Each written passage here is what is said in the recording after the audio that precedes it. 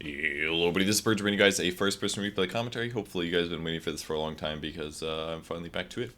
If you guys are wondering why I didn't make any videos in the last week or two, it's because I was in Arizona casting the Captain's Draft 3.0 tournament, which we casted in collaboration with Dota Cinema and Moonduck TV.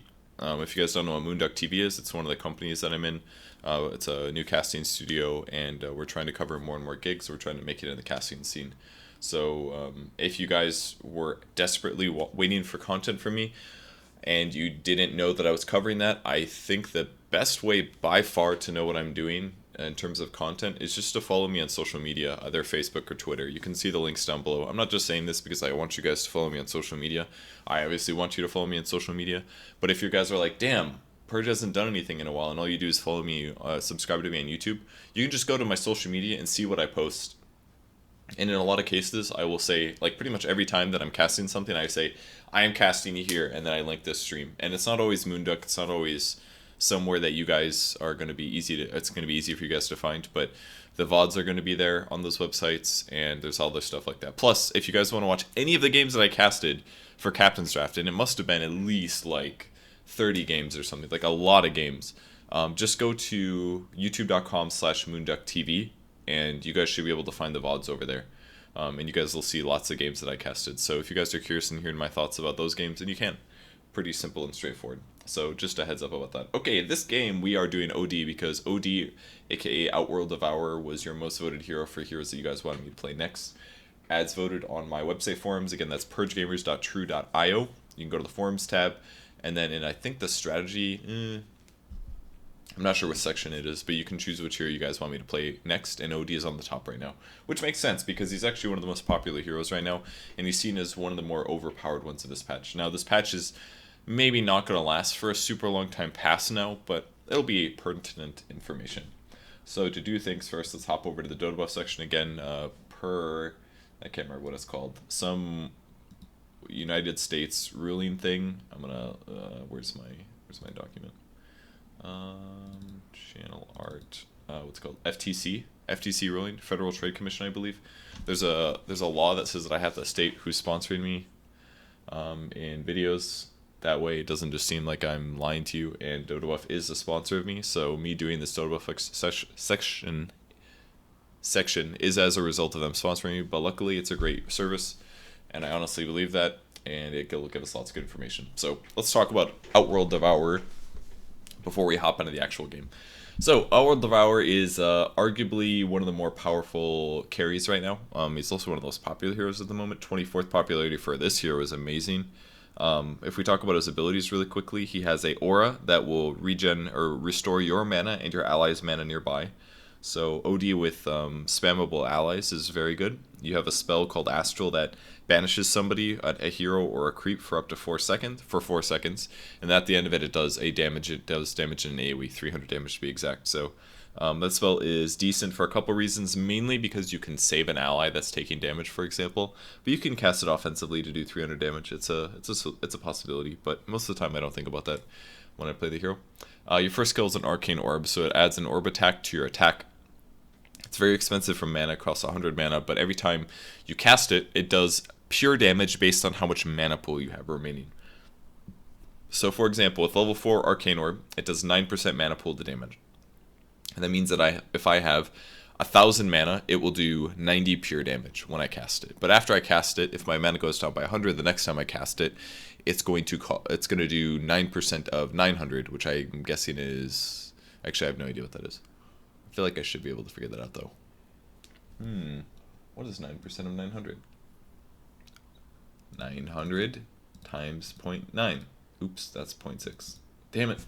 And now I clicked off the calculator. I'm wasting all this time. 900 times 0.9. Okay, and the next one will do 810 damage, which makes sense. If it reduces by 100, it would then reduce by a value of whatever the percentage is multiplied by 100. So every time you cast it, basically you do 0.9, you do 9% less damage if you don't get the arcane, the Essence Aura, for example. That was obvious. I knew it was going to be obvious, but I couldn't think about what it was. Okay, the other thing Arcane Orb currently does is it also steals intelligence from an enemy hero.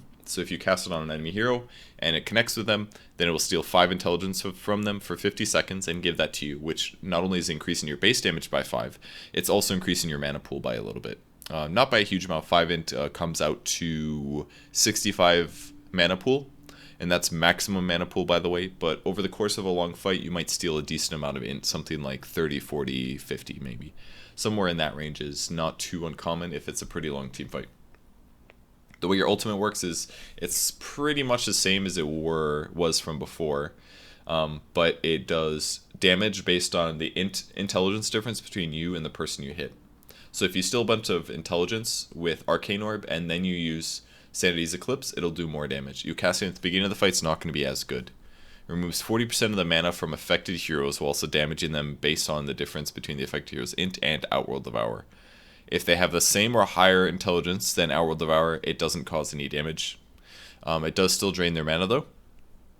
Something that I maybe should have been more aware of when I played because I never thought about the mana drain aspect. But it does the damage of 8 to 10 times the intelligence difference. So if you have a 100 int difference, you were talking about 1,000 damage, which is obviously kind of extreme. More commonly, you're going to have more like 30 int difference, 30 to 70, something in there. So you're talking about a nuke between 400 and somewhere 800 in terms of magic damage. It's pretty high. Cast range is huge, cast points low. The cooldown's really long in this ability at 160 seconds though, so keep that in mind. So with all that said about the hero, that's the basics of the hero. The basics of the hero is that the hero does a lot of pure damage. He's very good against highly armored targets or highly magic resistant targets. He's not good against BKB because if enemies have BKBs, then you can't hit them with your orb. So that's one thing that's pretty important. The orb won't hit, but your regular physical attack will. If you silence OD, he can't cast orb, and he's also very weak to stuns and chain nukes. Because as per most carries, if you're not attacking, then you're not doing damage. And if you're stunned for part of the team fight, for example, it really limits your ability to deal damage out. It's really important. So let's talk about his laning. You can lane him safe lane or middle lane. Either one works. In pubs, looks like he's slightly higher win rate in middle lane, but I think it's fine to play him in a carry role. I played him in a carry role. If you go mid, your build is going to be... I'll go over the skill build in a second. If you go mid, the skill build you're going to do is probably get a bottle. You're always going to get power treads because you want the attack speed. Some games you'll get Midas. You don't have to get Midas, but it's nice if you can squeeze it in because it gives you attack speed, which naturally is going to mean you do more damage with Arcane Orb because you're attacking faster, and it's going to gain you more intelligence steal more rapidly. So Midas is very good. Also, OD isn't that fast of a farmer by himself. He's kind of okay. He attacks really fast and he does a lot of... Well, he doesn't attack fast, but he does a lot of single target damage, but he doesn't jungle as fast as some other heroes, some other carries, so... getting a Midas can be very nice because it helps translate you to the late game. I'm going to sneeze.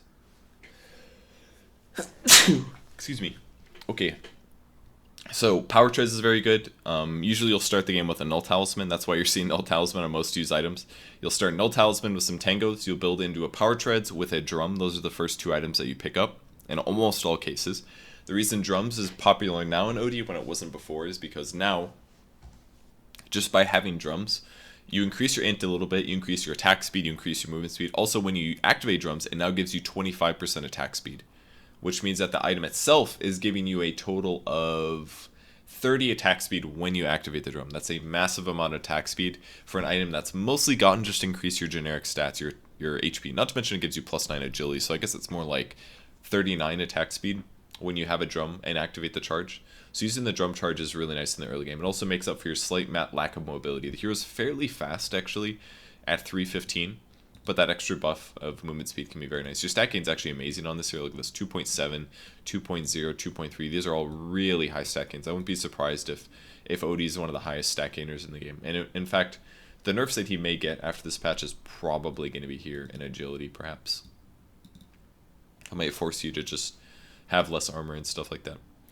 Your base damage is very good. Your base armor is extremely good. That's the other basic things about the hero. To finish up items, I should have really done skill build. Let's do skill build now. Arcane Orb is usually what you max in combination with Essence Aura. You actually don't get many levels of Astral Imprisonment in the laning stage because it's all about the mid-game team fights. If you max out Astral, it's a 10-second 300 damage AoE nuke. It's okay, but it's not amazing for farming or anything. So this is basically the old skill build. This is the way you used to play OD, but he changed now. So you don't do this anymore. The skill build is completely wrong. The skill build you do now is more like 4-1-4 with a point-in ultimate. And usually you level up the orb as well as Essence Aura evenly. Now, Essence Aura has a chance to refill your mana when you use Arcane Orb. It is a chance to refill your mana. If it doesn't refill, then you get kind of screwed. But basically, you can't start permacasting Arcane Orb until you have a huge mana pool. Or, like, basically, if you have 4 points in Essence Aura, you're pretty much set. You should be able to cast Essence Aura a lot. It shouldn't be an issue. Or, I'm sorry, cast Arcane Orb a lot. It shouldn't be an issue. But in the laning stage, you have to be really careful with your mana, because the mana that you refill is oftentimes not as much as you're losing by casting Arcane Orb. If you only have 500 mana and you cast Arcane Orb, you're losing a fifth of your mana pool every time you cast it. So it's kind of, you have to be kind of careful about your mana usage in the early game. But we'll talk about that in game. Alright, common items. Black King Bar is very good because, again, you don't want to get stunned. You want to DPS as much as possible. Force Staff is very good as well because, well, I don't know about very good. It's sometimes okay. If you're having a really rough game where they have heroes that hard counter you, Force Staff can be good to give you some mobility advantage, but usually the Blink Daggers have much better build. As you can see, it has a 63% win rate versus the Force Staff's 50. It's because it has a lower cooldown of 12 seconds versus 20. It also lets you chase easier and escape a little easier. You can synergize it perfectly with Astral. If you banish yourself for 4 seconds, you will take no damage from enemy heroes during that 4 seconds. You should be able to blink afterwards. That part's really good. Also, as you're chasing somebody, you can attack somebody like 3 times and then blink after them to continue chasing them. That makes Blink Dagger very good. And then the other items that you pick up are basically split between things like Scythe of Ice, which gives you a lot of int, gives you some attack speed and HP, and gives you a hard disable, which you're kind of lacking. You can pick up a Rod of Atos maybe to slow your opponents, give you tons of int and a lot of health. That doesn't increase your attack speed though, so Rod of Atos is sometimes iffy. Moonshard is another core item in the late game, or even in the mid game, just because it increases your attack speed by a lot. You already hit really hard, but increasing your attack speed is important because every time you hit, you will increase your int, which will increase your chances of getting a really big Sanity's Eclipse off. So attack speed is ultra important on this hero. It's very common to see a mid-game Moonshard on this hero. Don't eat it though, just hold it. And then in terms of other late game items, Ags, Octarine, don't get these. These are just high win rates because of the low amount of matches where people were stomping with it. Like maybe as the 6th item you could justify something like Octarine because you would be able to lifesteal on the pure damage that your orbs do, but reducing the cooldown of your spells are kind of worthless, to be honest. So I wouldn't really recommend getting Octarine Core. I think there's better items you can buy. Here's a good against. Good against Omni Knight because you do a ton of damage output. You can do pure damage through the Guardian Angel, Omni Knight's ultimate. If somebody's repelled, your orb doesn't work against them. But you should be able to burst down Omni pretty fast, and he can only repel one person, so usually you target Omni rather than the core. You're good against Abaddon as well. For those same reasons, these are healing heroes. So if you could just kill those heroes through it, like OD doesn't lack damage is what I'm trying to say, and those heroes heal a moderate amount. So you can counteract that by just blowing somebody up because you have so much damage. As long as you stay alive and you're not stunned, which these heroes can't do, these 3, then you can just burst through their heals. One of the other reasons you counter Dazzle is because Grave lasts for 5 seconds. So what you do is you wait until about a second after Grave is cast, and then you cast Astral Imprisonment on them, which stuns, basically banishes them for 4 seconds, and at the end of it, it does magic damage. So it's a good way to guarantee kills on heroes like Dazzle. Wraith King, you can drain his mana, obviously, and drain his int so that his ultimate doesn't work. Is probably why you see the advantage there. Not to mention you can kill him quite easily. That part's pretty straightforward. And Axe, Bristleback, Dragon Knight, Tide. These are all very tanky heroes normally, but you do so much damage, and it's pure damage that it kind of cuts through all their defenses, basically. So that's why those heroes aren't doing very well versus OD. Now here's your bad against. Pugna is the biggest one because Netherward is going to nuke OD for like 1 to 300 magic damage every time that he casts his Arcane Orb. So every time he casts his Arcane Orb, if the Netherward is maxed, I think it does 1.75, I think, damage. We can take a look. Oh god, that's so... Okay. And it does, yes, 1.75. So maximum it does 175 damage every time you throw Arcane Orb. So it means you either need a BKB or you need allies to destroy the ward. That's why that advantage is so bad. Not to mention, he doesn't have a very good way to stop Pugna from life draining. So in some ways Pugna is... And also you can decrep the OD, which prevents him from attacking. So Pugna is quite good versus OD. Tinker is another pick as well, just high nuke damage. Laser will provide misses. Enchantress reduces his attack speed, obviously. And Shen probably because he just pushes and ganks mid really easily. Arc Warden, Puck, Nyx Assassin. I kind of understand why Arc Warden is good against OD, but I also feel like OD is kind of good against Arc Warden. Arc Warden can obviously put down that AoE that gives everybody full evasion, so OD can't hit people during the Arc Warden second spell. So that's probably why Arc Warden has an advantage here. But to be honest, OD is also good against Arc Warden because you can two-shot Necro 3s. So I forgot to mention that, by the way. The Arcane Orb gives you bonus damage against summoned units. That includes things like Invoker Forged Spirits, Necro 3 units, stuff like that. OD is good against Warlock for that reason as well. Obviously, we're not going to see Warlock here, but it is a slight advantage in that way. Bad against Puck, Nyx Assassin, Skywrath Mage. Heroes that silence and do a lot of nuke damage are basically heroes that OD is a little bit poor against. Now keep in mind that OD is arguably one of the more OP heroes right now. Invoker did just get nerfed, but OD did not, so I know a lot of people are upset about that. But you can counter OD. You just have to gank him a lot. I played a game yesterday, the first game before this one I'm about to show you, where I just got ganked like crazy because they said we just don't like playing against OD, which I can kind of understand. OD is definitely a strong hero. But ganking him just shuts him down, and he gets behind, and then he doesn't really do that much.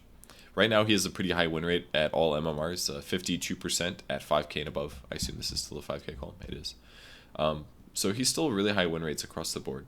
He does a lot of damage output, and his strengths are not to be underestimated. My win rate's not very good on this hero. It's 46% of almost 47% on 32 games, but a lot of these are really old, as you can see.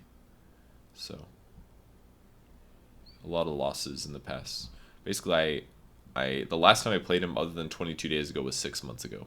So, and I played awful. So I've got a lot of really old matches. But OD's about the same as he was before, just quite a bit stronger. So with that said, let's hop into the game itself. Thanks for sitting through that. I hope you guys learned a little bit. Again, if you guys don't want to watch the Dotabuff sections, I'm starting to put links down below about when it ends. I know I should be doing that more often, but if you guys want to skip the Dotabuff section, you can. Just skip ahead. I should start putting annotations in as well. I'm going to try to do that today. So OD is pretty good against Legion Commander. I can banish whoever gets dueled, for example, so I can delay that damage or possibly save somebody. OD is quite good against Dragon Knight because Dragon Knight's armor doesn't matter because they do pure damage. He's decent against Alchemist as well because Alchemist is fairly survivable and I can do a lot of damage to burst through him. Venomancer is a little scary because once he ulties me, I kind of have to take the damage, but I can banish myself for 4 out of every 10 seconds to stop the damage for 4 seconds. That's not terrible. And again, against Arc Warden, if he casts the Magnetic Field, then I can't attack through that, but I can cast spells. So if he's in that, I can just banish him for 4 seconds, wait it out, and then attack him afterwards. So I feel like that percentage is mostly just there because people don't know how to play against him just yet. Arc Warden, that is. But I actually play Arc Warden semi-regularly. I pick him every once in a while, and I really like the hero. He's fun. So I'm going to the safe lane this game. And because I'm going to the safe lane, I bought a Ring of Protection. This is basically because I think if you're playing a carry in the safe lane, getting a Basilius is almost mandatory for the fact that it greatly affects how well you can push. And in the safe lane, influencing pushing is a huge part of playing carries because just giving 2 extra armor to the creeps can change whether or not they take an extra hit or not from a tower, and that can make all the difference in a push. It can change how much damage you do to a tower. So getting a fast Ring of Basilius I think is really important. Now, they actually had an offlane Arc Warden, which is not at all how you should lane this hero. He has a Tango and a Gloves of Haste, so it's obvious he's rushing a fast Hanamitis. But if you have a greedy hero in the offlane like Arc Warden, you need to pressure him. So what my Disruptor should be doing this game is walking around the creep wave and consistently zoning the Arc Warden and keeping him level 1. And if he does that, then the Arc Warden becomes completely useless. So I made sure to run there to make sure he didn't get his Observer Ward down. He may have put it down either way. But Invoker grabs the Bounty Rune, and I'm going to go back top to lane. So if you're going mid on OD, again, your starting item build is going to be a Null Talisman. Looks like he did still block anyways. He went back when I went for the rune spot. But you go Null Talisman, and with that Null Talisman, you will get as many last hits as possible. You'll probably get a bottle for HP regen and a little bit of mana. And then you'll transition into a Drum, Treads usually, which is basically the build that I did this game. But with the Basilius, the other really nice thing about it is that it'll reduce a lot of the physical damage that my enemy team has, such as Legion Commander, Alchemist, stuff like that. And one thing that I want to do other than missing last hits is I want to try to zone this guy as much as I can. See, if he uses that, it's not that big of a deal. He really doesn't hit very hard. But he denied me a lot in the first couple last hits. I kind of wanted to hit him with the orb, just for the fact that it would drain his int, but it's probably not worth it. What I should have done instead is I should be grabbing Astral, and I should banish him whenever he's about to go for a last hit. That would have been the better move. I also got my, again, I think this is the wrong skill build. If you're in a 1v1, you should probably go Astral Essence. So the Disruptor died. Now he's going to come back to the lane, but the problem is that he's already level 2. The Arc Warden, that is, so he can now cast Flux, which is the thing that slows people. Luckily against Flux, though, I can again cast Astral Imprisonment to save people. So I'm trying to tell the Disruptor right now to go around, because he clearly doesn't know how to zone as a support. This guy should basically be level 1 right now, but when you're dealing with Flux, you take a lot of damage. So my goal is just to last it as much as I can. And I didn't do an amazing job by any means, but it looks like I'm doing kind of okay for this game. But this is an unranked game, just playing with a couple friends.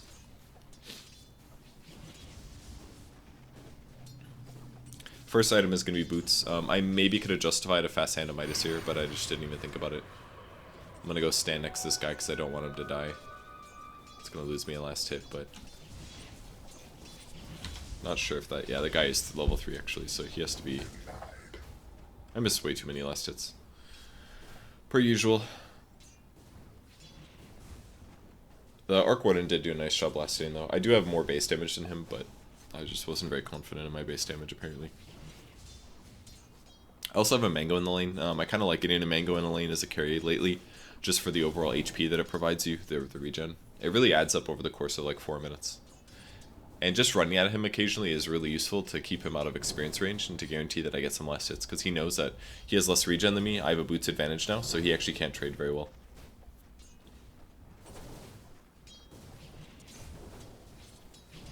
It was never yours.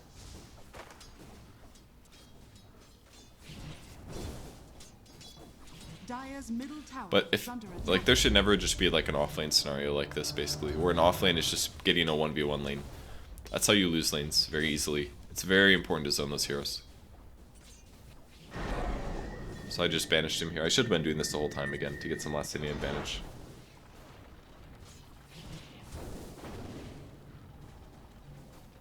Got a second orb here. It's going to drain 3 int instead of just 2. I pick up a Ring of Basilius, which will give me some nice mana regen. I would be getting more mana regen if I just had a Sage's Mask, though. But even still, just having that armor aura is really important to be able to push the lanes. I think he's out of regen. He's still got at least 1 Tango.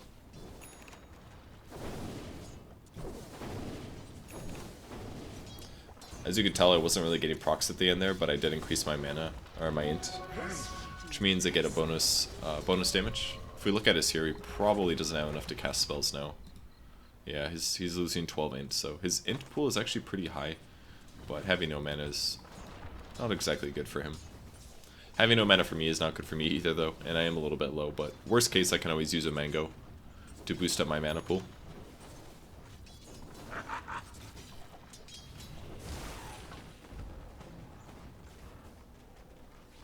So this is a pretty common skill build, like a 2-1-2 build. Having at least 1 Astral is important just because you get 4 seconds of banish for 1 skill point. That's amazing value. You don't pass that up, basically.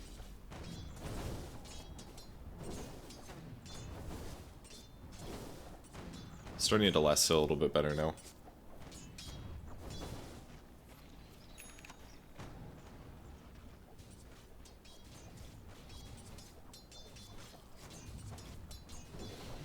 The power of last hitting. I think I'm just going to accelerate through this part because this stage of the game is going to be very passive. In fact, there were a couple times during this game that were fairly passive, but...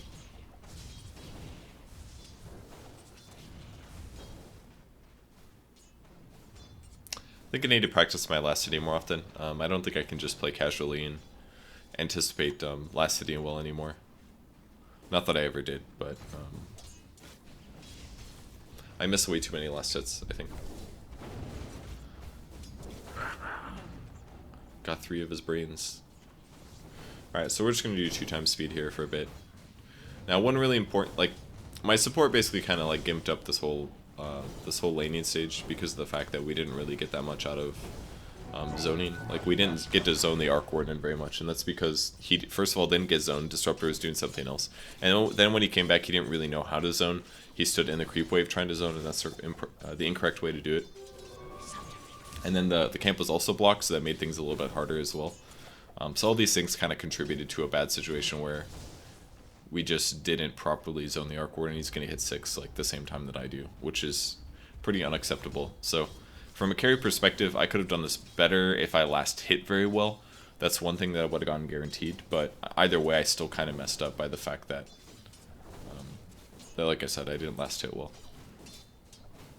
Luckily, the wave is finally pushing in my advantage, so he won't feel very safe coming up here, I don't think.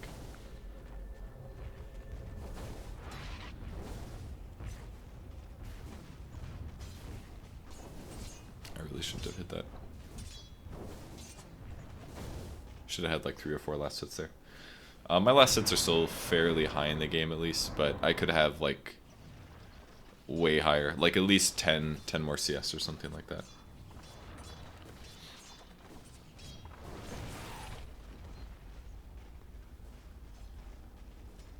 Clearly did a side pull. You can one-shot skeletons because they're summoned units, so they take bonus damage.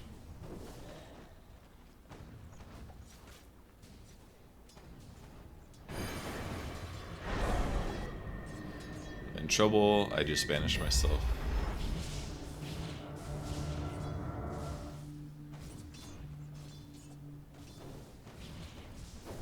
You can steal int from these, by the way. They count as heroes. If you're worried about flux, you just stand next to your creeps. I'm just gonna sell up here to get healed up a bit. You should have known. The Arc Warden actually lost a lot by going on me like that. I also maxed out my aura. I'm not entirely sure if this is the right move, but considering that I was mid, or carry, I wasn't likely to go back to base. I thought it would be better to have more aura levels. The way that it scales basically is whenever it does proc, it restores a bigger chunk of your mana. But the restore chance is the same at all levels. So maybe it's not worth it to get all these levels. What I should have had is I should have had 1 point in my ultimate. Sometimes you don't want to do that in the early game, but I think if I'm in a 1v1, it's definitely worth having. If nobody was here, maybe I can just delay it. But I really messed up by not having my ultimate. My last hits are much better now. I'm getting close to 50 at 10 minutes. In fact, it's before 10 minutes, so I'm slightly above where I should be, but I definitely should have a little bit higher. I'm kind of waiting for the Arc Warden to come up. If Disruptor was ever in lane, we could have killed him. If I just got one glimpse in the lane, he would die. But the Disruptor just like never showed up to lane. It was kind of disappointing.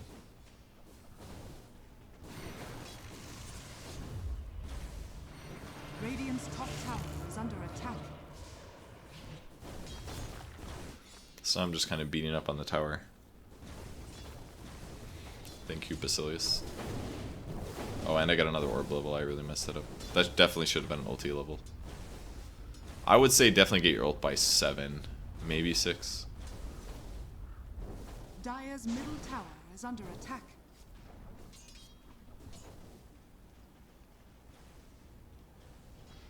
Free gold.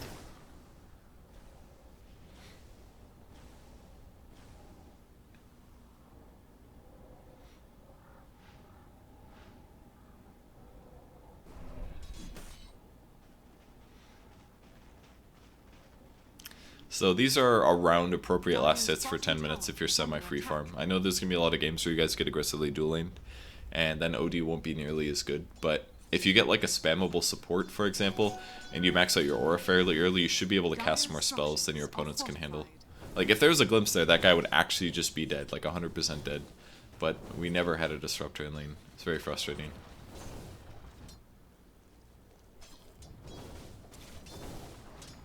Really should have had that last hit. Denied.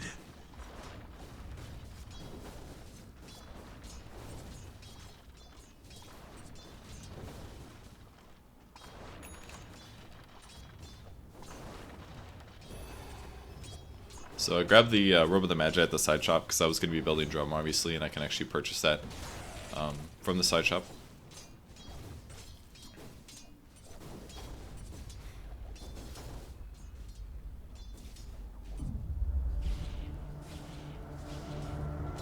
Oh no, he's hitting me.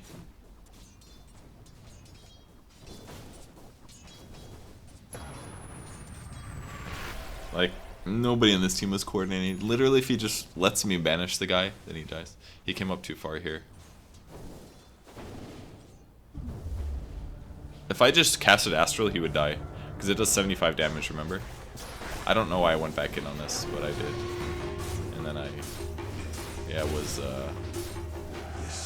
I felt really dumb about that. Because what happened is I ran away, and then I was like, oh god, if I cast Astral, he dies. Like, I knew it. So I ran back in to try to cast Astral, but then it was too late, and I got super baited into myself. I was so sad about that one. So, once I got him that low, if I just casted Astral and ran to the right, towards the rune spot, he just dies, 100% dies. Or if I had a single skill point in my ultimate, he also dies. Either one would have resulted in a kill. So, that was really bad. I should have had that kill 100%, and I didn't need to die afterwards. I did buy out at least, so it's not the worst thing in the world. And my net worth's still probably really high. It's actually not that high, 4k. Me dying there, I'm sure, made a big difference. Buffed up. Legion Commander, quite a bit there. And Dragon Knight was also there, I believe. So, grabbed my ultimate finally in shame, being like, God, I really wish I had my ultimate before. But at least I've got my drum. So, generic stats, good stuff. So we'll accelerate things just a little bit here. Dire's middle tower is under attack. Let's get in Disruptor, teleports out of lane. So what should have happened here is with Invoker in the lane, what he should have done is shifted over with me and pushed the tower. But instead he ends up going to continue farming the jungle. And this is a really bad thing to do when you're playing Invoker, because with 2 Forge Spirits you can actually push quite well. Like, you should participate in pushes, basically. Like, we even got a stacked creep wave. So I'm like pinging over here trying to get the Invoker to come, and he just didn't come because he's just focused on jungling. And yes, it guarantees his farm, but this tower's relatively low. If I have like any other hero with me, my hero becomes a lot stronger. I just need like a stun setup and I can get kills. But nobody came. It was very frustrating. So wave pushes out, blah blah blah. I'm still pinging. Invoker now has a Yules, and this is a typical Invoker. He's like, all I know how to do is farm and do Sunstrike combos. Nothing else will work. So I decided to drum here. And then I tried to run next to the Invoker. I actually couldn't believe he got his Yules off, but he got his Yules off. I feel like I accidentally used my Mango there. I don't remember doing that on purpose. I wanted to see if they would come because I figured we could kill them here, but Invoker clearly was not being a team player, that's for sure. So I got that bounty rune. Meant to have this. So back to the top lane, Invoker again. Jungling. Dire's middle tower is under attack. Look at that damage.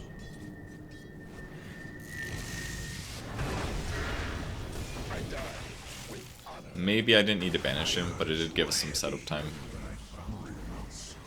Dire's middle tower is under attack.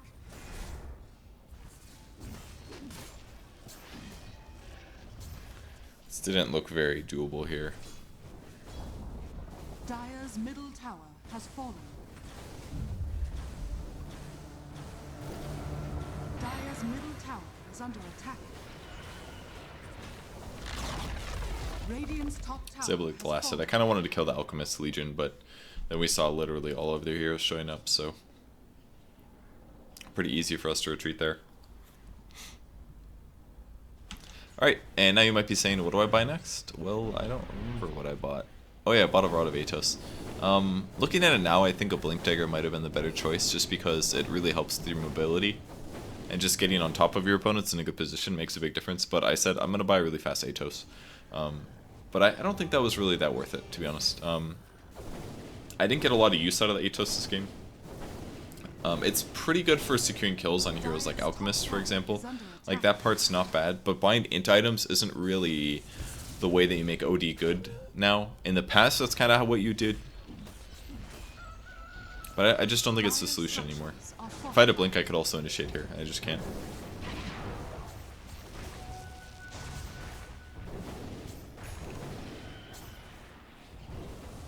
We do get to defend the tower, though. That's pretty important.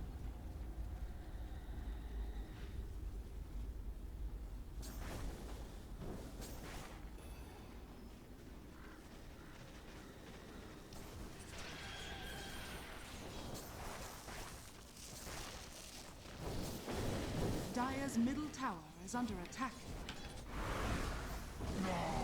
Yeah, they ganked the lifestealer, and this is when I realized that lifestealer was going that jungle build, but he didn't actually do it right at all. He was like, I'm only gonna participate in teamfights once I get Radiance, not before then. Dire's bottom tower It's kind of funny to see the bastardization of a strong build into something terrible. And it's always the jungling builds, I don't know why.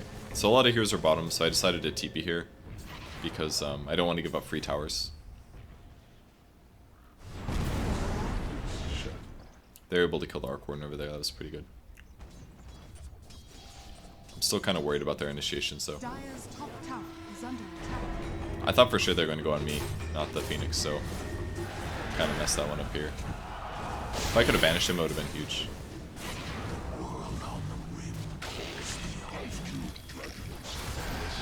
Instead, I did nothing. But I thought for sure it'd be me. I didn't think they'd have vision. I bet they have a ward on the high ground. Actually, that's maybe not true. Yeah, I think they just had a hero here, and they could see the Phoenix in the backline because of that. But if I would have been able to banish the Phoenix, I could have then attacked the Legion Commander while he was taking damage, and then Phoenix could have egged afterwards, which would have kept me safe as well.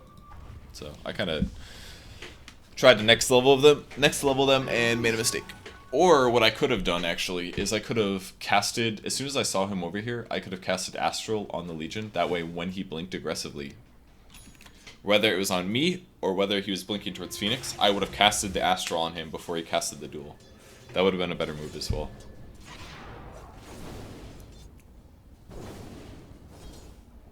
So, it didn't work out, whatever.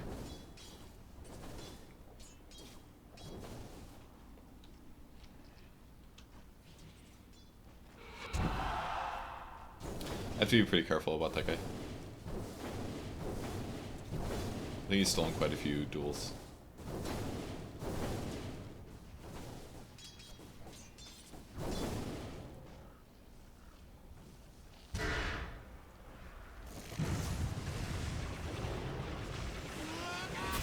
Oh, this looks really good.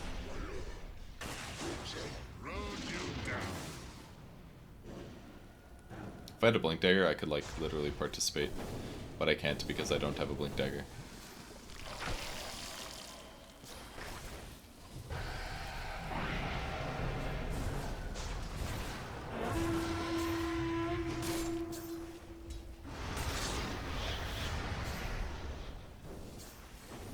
Ooh, stole 5 in. Like, if I had a Blink Dagger enough, I actually could have participated, but instead I'm like running around trying to catch up. It's nice that I have a vid booster and a extra Staff of Wizardry, but this Atos build was not good at all. I've had success with it before in previous OD games a while ago, but it is clearly not the build anymore. It doesn't give you attack speed, it just helps you chase a little bit. But the attack speed is just, the mobility is so important of positioning your hero. It's nice to be able to slow your opponents, but positioning your hero with auto attacks is far more important. So I really feel like the build is definitely Treadstrom into Blink Dagger now, like without exception. If you have to go other things, you're probably ultra behind. Like getting a Blink Dagger or something like that instead isn't worth it. So there's my Atos either way. I do lots of damage. My int is really high. I have HP. I can slow people. I queued up a BKB next, but that's not the right answer either. Blink Dagger is just like clearly the right way to play. I did end up buying Blink Dagger instead of BKB for mobility reasons, but My thanks. yeah, there we go. I eventually queued it up.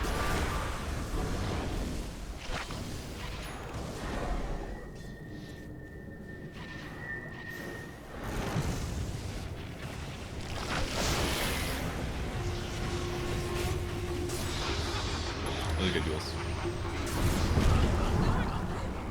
Messed up my last orb there, but we got a really good fight off. It's basically because of the infest. If the lifestealer didn't get his infest off in time, we would have obviously not won that fight. I also could use my Atos earlier on the Dragonite to prevent him from getting out of the static storm, and then that would have made it a little bit easier as well. It was slightly harder than it needed to be. But luckily we can turn this into a push at least. I'm feeling pretty good about our chances at this stage. My net worth is still not very good compared to where it could be, but the biggest way that you get advantage from OD is just killing heroes. It's the fastest way to farm by far.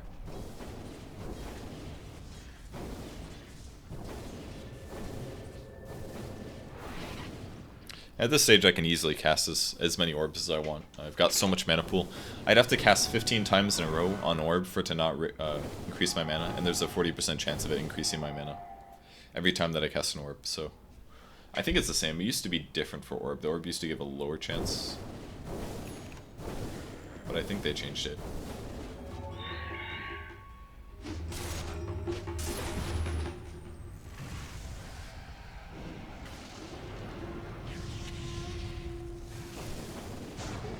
I'm trying to not get stunned here.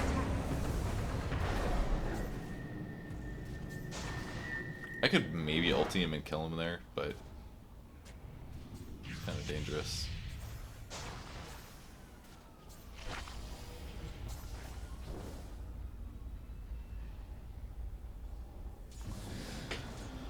Alright. This game just feels very sloppy. I feel like I'm not accomplishing very much, and at the time I felt like I wasn't accomplishing very much.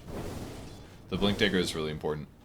It gets you into the fights real deep, and it forces you to have an outcome. That's what's nice about it. But I've almost got the item at least. Again, you can jungle relatively fast. The one thing you're really missing is HP regen. You never really have any HP regen on this hero or lifesteal.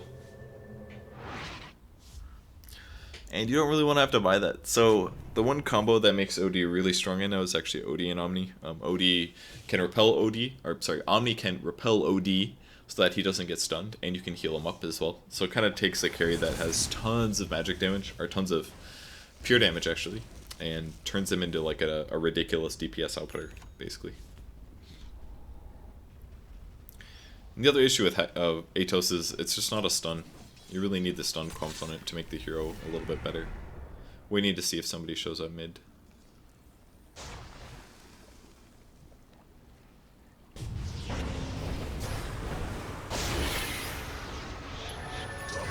I don't know why he did that.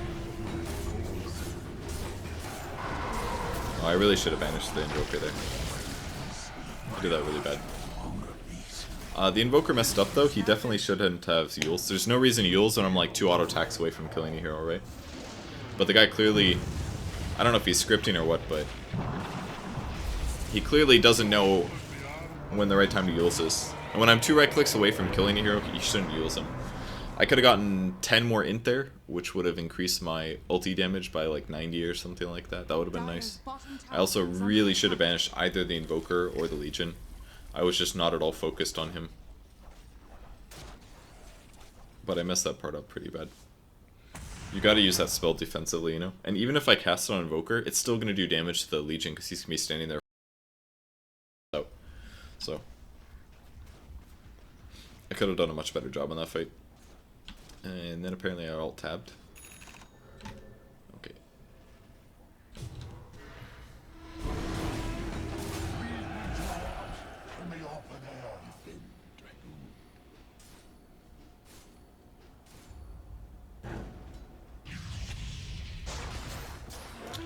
I kind of want to go on that, but it just doesn't seem very safe. There's a lot of heroes down there. They all TP'd as well, that was kind of nice. Back to farming for a bit. EKB is definitely next.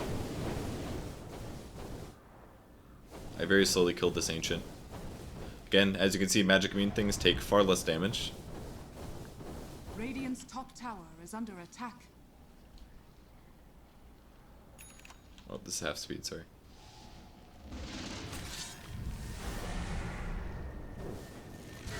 They still have a tower mid and...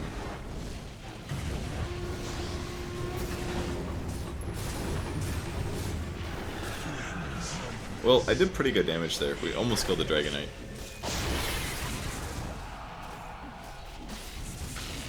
still he's not going to win this fight.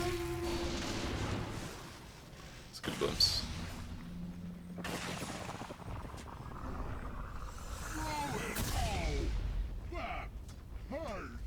The Invis Dragon Knight's kind of wrecking me, but my support should be putting sentries down whenever we go push or gank. To anticipate Dragon Knight being there. In a lot of cases, it's good to do. Gold for me. But I don't think banishing him was the right move. Maybe I should have blinked and Atos instead. Might have been a better plan. And now the split push comes. But then I'm going to do fun and OD things. As you can see, I do bonus damage to Necros, so I can just two-shot every single one. And I just got myself 300 gold. Like, I actually just got 300 gold from that. And this is kind of the period of time where I went from being like a medium-sized carry to a hard-sized carry. Or a large-sized carry. It's because he kept feeding his Necros. He didn't pay attention to them. He would just send them to lanes and AFK. So it kind of makes you think, like, maybe you can't actually go the Necro build when you're playing Arc Warden against OD. It makes it a lot harder, basically, because you can just feed off of those Necros. And with that also said, you can just use the Necros offensively in ganks. And that's not a terrible thing to do, I don't think.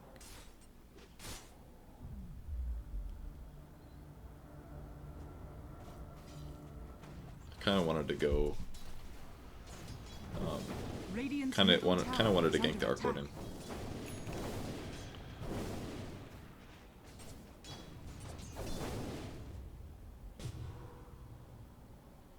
A shit blink.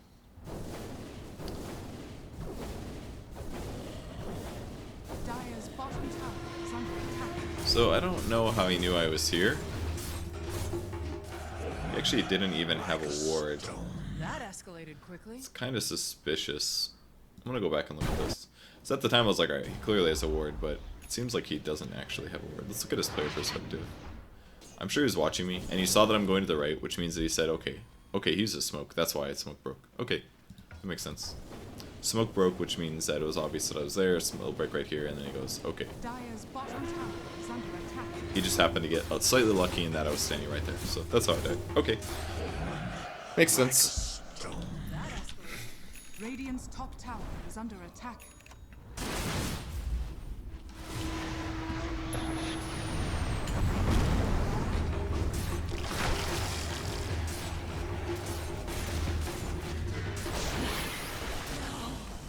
Dire's top tower is under attack.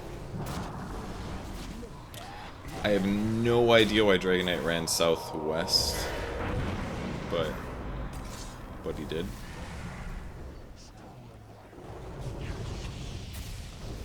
Hey, I'm here. I tried to banish him, but it was a little bit late. This stage I was like, why do I have Rod of Atos? This didn't work very well.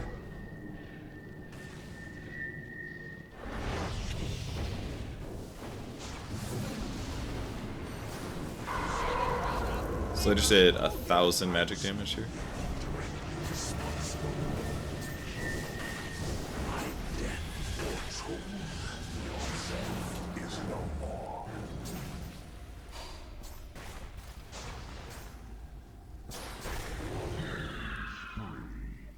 Or the little Phoenix. I think I maybe could have done that Alchemist kill a little easier. I didn't need to cast so many orbs when my ult was going to do 1,000 damage. That was one thing.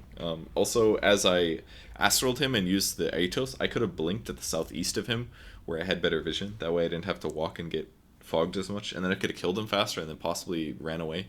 Because I was hoping to use blink to escape, but it didn't actually come to that at all. Because I just took a little bit of Veno damage. And when you're making a gank take that long, it's so much harder to get the gank. And the same thing goes. If I had a Hex instead of an Atos, I just would have killed that guy. Because I just would have been able to hit him as much as I wanted to for a couple seconds, and he wouldn't have ran as fast. The Atos build is just not good anymore on OD. You just have to go Hex instead. This game, I think, made it pretty clear. I used all this early advantage, basically, to buy all these items that didn't do that much. It just should have been a blink right away, and then I should have gotten a Hex afterwards. Pretty simple. So, don't do exactly what I did, do similar to what I did, except more last hits and less feeding, okay? Wow, my net worth is actually awful this game. It's middle of the pack, actually. Invoker's net worth is quite high because he's literally just been farming all game, and with the occasional Yule's combo. If you look at the scoreboard, he's 5, 3, and 6. He actually hasn't been in that many team fights, but he does have 200 CS. It's basically just been Midas farming the whole time.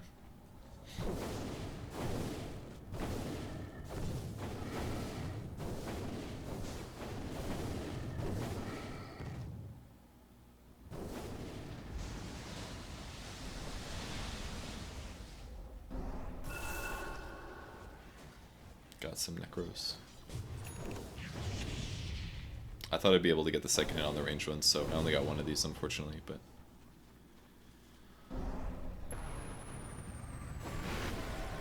Actually missed it. That's too bad.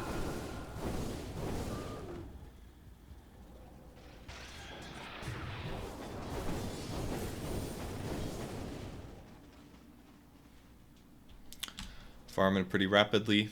Almost got BKB. At some point you will have to get a BKB on OD.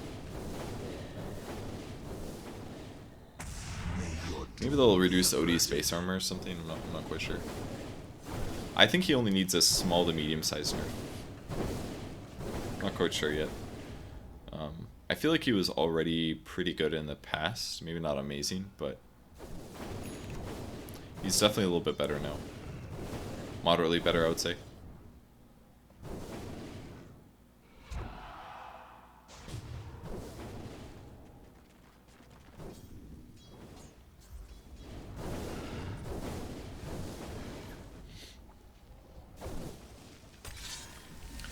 Whenever you're doing jungle camps and you're killing them rapidly, make sure you stack it if you can.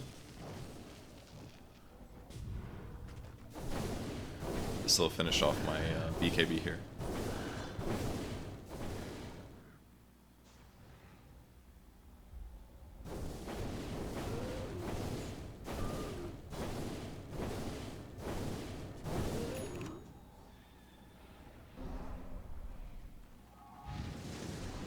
Free Necros.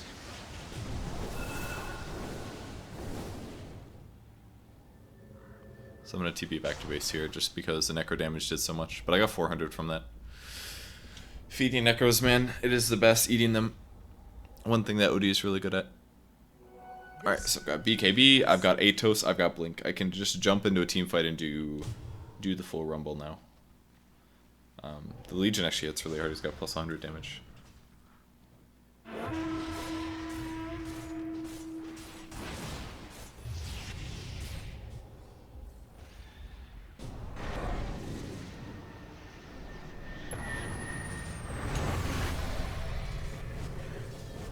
Now he's probably going to do that anyways. I don't really regret what I did there.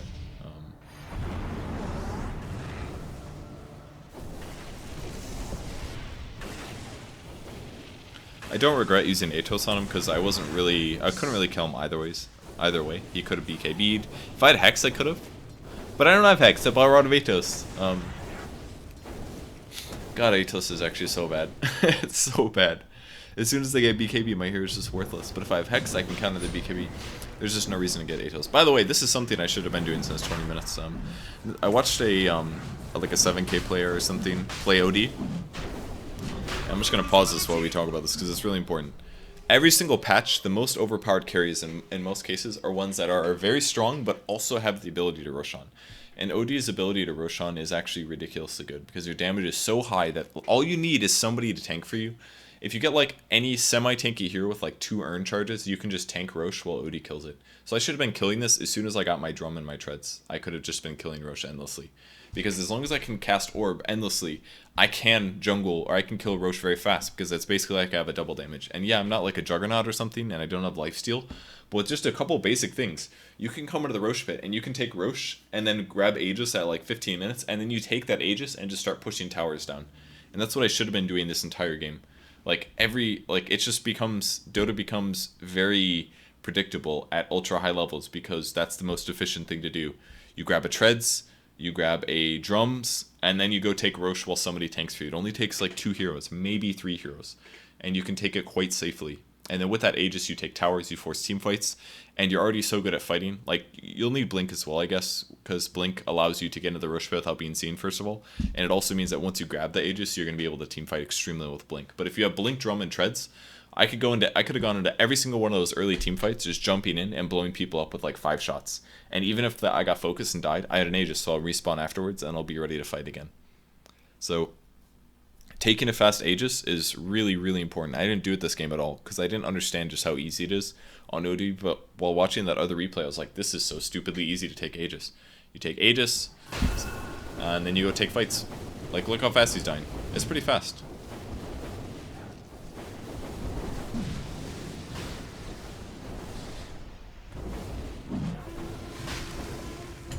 Up to BKB because I knew they would be coming.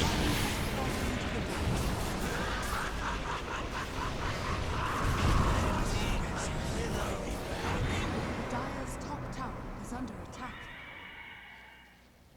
Acid spray was limiting my blink here. Unfortunately, he just got away from me. Oh yeah, I forgot parts of this game. The Arc Warden has purchased a rapier here. But you see what the rapier lets me do? Like, we just easily won a team fight, and I could have had that at the start of the game. Like 20 minutes in or something. As soon as I got my blink dagger. Radiant's middle tower is under attack.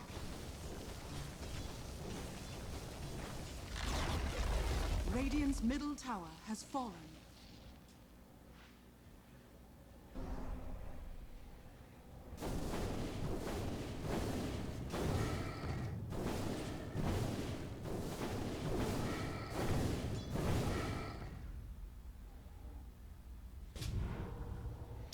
So move through jungles, farm it up. I'm just going to slow it slightly here. Next item is obviously going to be the Hex. Bottom tower is under attack.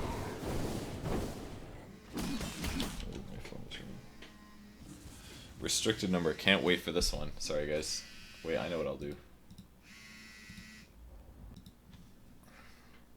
Exploit, you're beautiful and you allow me to pause. It was nobody, they literally didn't answer. Oh hey, free necros, cool, take those. One cool thing you can do to stop the damage from that melee necro is you can attack while your orb is flying through the air and then banish yourself. That way when the nuke comes back, I'm intangible, so I don't take damage. Now every time I kill those, I do take 600 magic damage. Technically 800, but it gets reduced. And it sends me back to base, but it's equivalent to getting a hero kill. Like, killing a hero gives you somewhere between like 300 to 500 gold at this stage in the... Excuse me, this stage in the game, so grabbing a pair of necros is... It's just so good. I killed so many pairs of necros this game. It was wonderful, man. Dire's middle tower is under attack.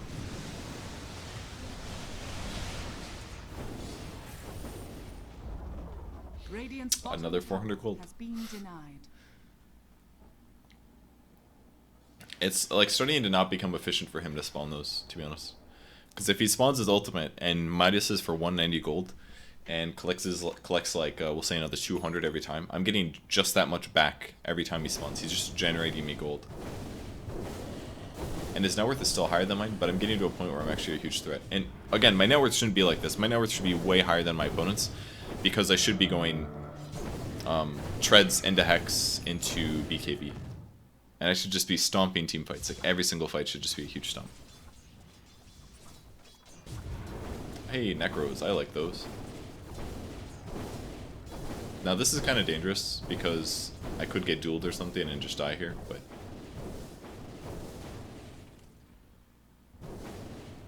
I think I was halfway through killing this wave and I was like, okay, this doesn't feel very safe. I really didn't want to get dueled here because I basically have Hex, so... TP'd back to base. Legion Commander wasn't actually there, but it's smart to play it safe sometimes if you're feeling dangerous. Most of the time I don't even bother, I'm like, ah, whatever. And then I die.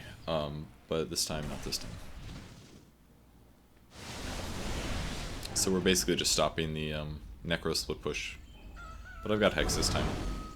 I checked Dragon Knight's items, he's actually not farmed at all. His net worth is extremely low. So he's been doing a very poor job farming. That's basically down to him as a player, not as a hero. You can farm rapidly with a hero, but... A gift from the Tempest of Battle.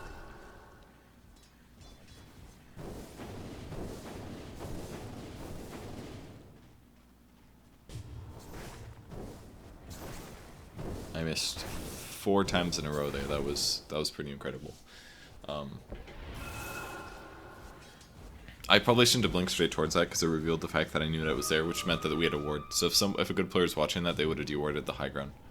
So I shouldn't have done that. I should have walked past, let it hit me, and then stagger a second, and then go to attack it. That would have looked more realistic. As if I just discovered that there was a ward there. They actually had really good ward vision all game. I'm just looking on the maps here. I think we were trying to smoke or something like that. Yeah, we were.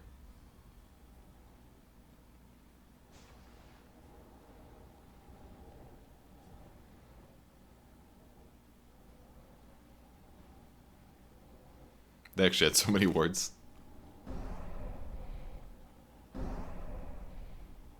Dire's top tower is under attack. So I made the call now for our ancients. Are there ancients? They actually had sentries everywhere. This is actually incredible. So we could guess that they didn't have guys here, at least. Looks like Invoker. I don't know if he canceled his TP or not.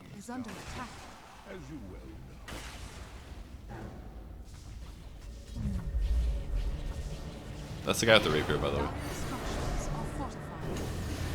I should have BKB'd before I hit that. That was really dangerous.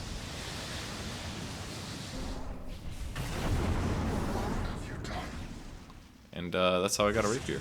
I really super messed up by killing the melee Necro 3 and without popping BKB. If I pop BKB, the melee Necro wouldn't have done 600 to me, and I wouldn't have gotten that close to dying. Because if I didn't get the rapier, then Invoker would have taken it because he's a dumbass. And then things would have been a lot different. But I basically just got a free rapier, which pretty much means that all of a sudden my net worth jumps to the top, which I don't deserve because that's like 6,000 gold that I shouldn't have. But it definitely accelerates me massively. And again, I have Rod of Atos, I really shouldn't. I have never regretted a Rod of Atos so much in my life, and I regret Rod of Atoses at least 60% of the time that I buy them. There's some very situational games where Rod of Atos is a great item, but there's a lot of other games where you think it's going to be a good item and it's just not a good item. And this is one of them. So that should be a Moonshard, and it will be a Moonshard. I'll sell the Atos soon, which is another problem you run into with the item. You're like, well, this item is very cost efficient, but it's not a core item, and it actually doesn't continue being better as the game goes on, so I can't really justify in getting it.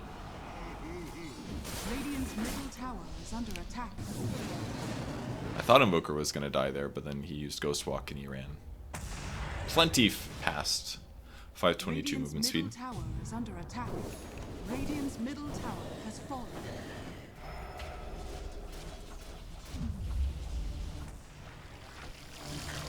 The old use your ultimate to do damage. Arkwooden's farm level is so low now. It's actually incredible. And then I found some Christmas presents.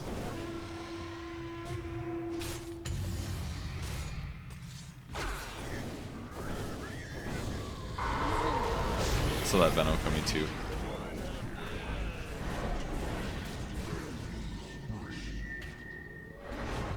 I'm gonna live because it's only Venom ulti, so it doesn't actually land the death blow.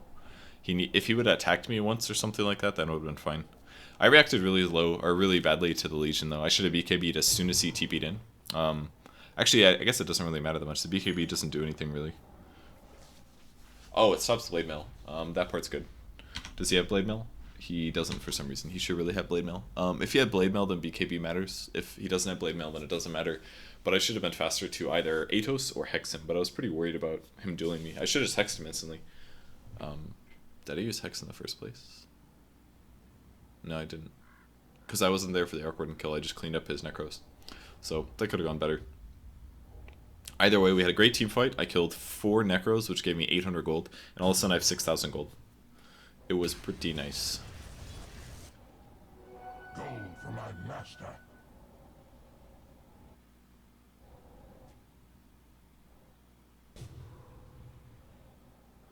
Alright, so there's the Moonshard. As you can see, it increases my night vision as well. Another nice aspect. But 120 attack speed on a hero like OD is really disgusting, and kind of one of the reasons he becomes extremely strong. Just because I'm going to be able to deal damage a lot faster. So my combo should be BKB, Blink, Hex, and then kill somebody in 5 auto attacks. But making sure you get those auto attacks correct is pretty important. Oh, that attack speed's so good. Plus, I also have the rapier, so even if somebody BKBs, actually still hit really hard. Which is kind of nice. Thank you, Arc Warden.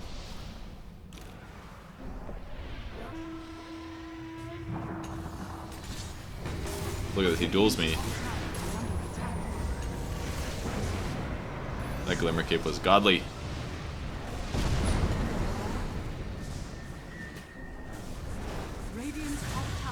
I wanted to fight here, but I couldn't justify going back in. It's just too dangerous. My thanks. Until I got earned.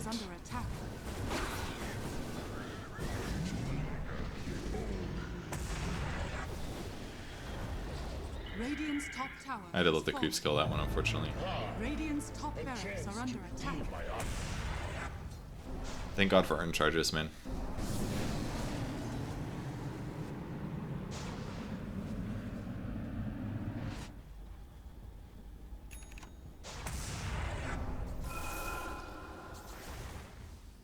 Just looking for an opportunity to go in, basically.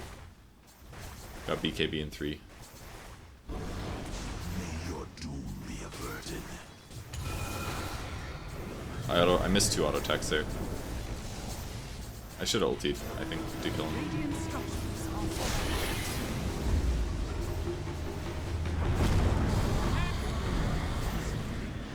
Actually, never mind. Oh, I didn't get my blink off. That means I'm dead. If I got the blink off, I think I would have been able to live.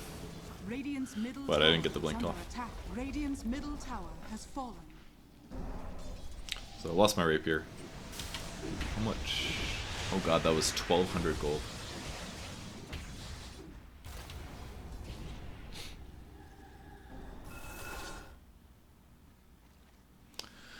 So now we have a disruptor with a divine rapier, which is pretty cool. And I can buy another item. I don't remember what I bought. Another Moonshard. Radiant's bottom tower has fallen.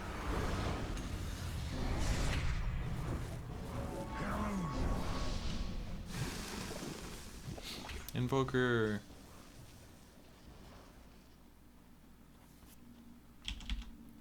He figured out he can't drop the rapier. So.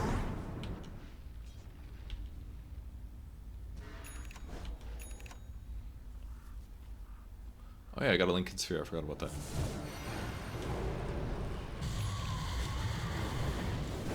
And another 400 gold. We'll take that. I was like, I actually didn't have enough money for Lincolns, and then he feeds me another 2 Necro pairs, and all of a sudden I've got it again. It's pretty great, man.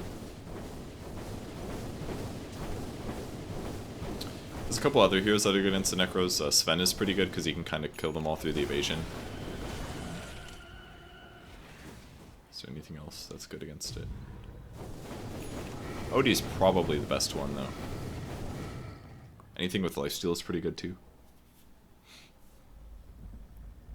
The reason Lincoln's is pretty good as the 6th item is just because it'll stop one stun, such as Duel, it'll stop Elk Stun from Blink or Invis, it'll stop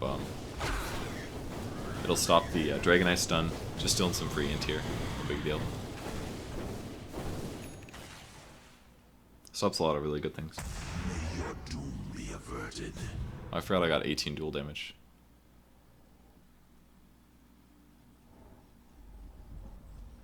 Gives me regen, gives me 15 all stats, that's 15 attack speed by the way, it's pretty nice.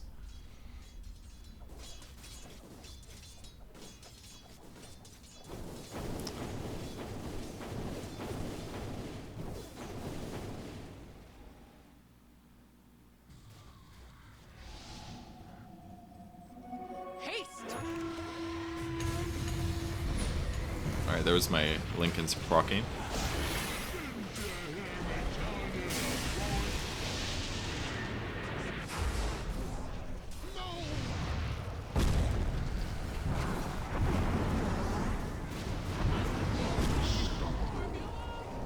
Dude, that double blast just did so much. That was like an incredible amount of damage. And free gold. I actually healed a lot of that. That was pretty nice. The way the Lifestealer third skill works is however much damage you do, you heal a percentage of that. So for example, I did probably 30% of the damage I did for the Necro I healed for. No matter, it doesn't matter what kind of heal or what kind of damage it is. It works for spells too. So I still don't have the rapier. I think, oh yeah, Lifestealer had it, which actually significantly increased his damage. It was kind of nice the way that it rotated here. I just wanted to kill that because it's an extra hero basically. I think it's okay to use Hex on that thing.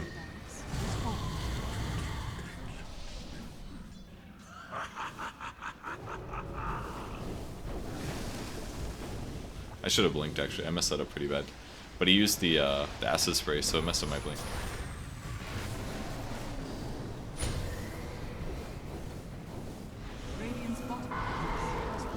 I did do enough damage to kill Benno at least, but I should have killed the OD as well.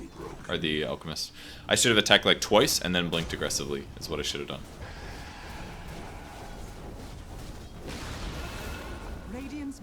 And then I should have banished him, that also would have worked. Literally any of that.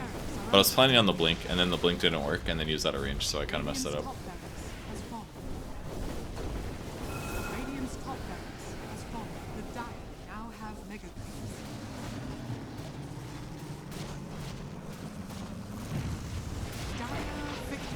Almost typed GG again. Alright, so that's basically OD. You gotta be efficient with his item build, or he's not going to feel as strong as he should be, and that's basically what put OD from a hero that everybody forgot about to now a hero that's arguably one of the most powerful in the patch. It's just the perfect item build. Treads, drums, and a blink dagger. You take Rosh, you get a Hex, and then you start 4-shotting people. And then afterwards you get a Moonshard, and then you 4-shot people really fast, or BKB. You can go Hex into BKB into Moonshard is pretty ideal. If you get lucky and you have an Omni on your team, or you guys are bastards and you want to pick OD Omni every game, then you definitely don't need to get BKB. You can get a Moonshard even faster. You can gain gold from killing enemy heroes. So those are all your options, basically, if you guys want to win Dota. But that's OD. That is why he's so strong. He does tons of pure damage. He counters tanky heroes. He can banish himself or allies and blink out afterwards. He's very difficult to kill. He's very offensively strong with the right items, and he scales great. So that's OD. I hope you guys enjoyed. Let me know if you guys want the next hero. I guess you do because you already voted. But if you guys want to vote in the poll to see who the next hero that I play is, go to my website, purgegamers.true.io. Go to the forums. You guys can sign up and vote which heroes you want to see. I think, let's check out the list. Who's next on the list?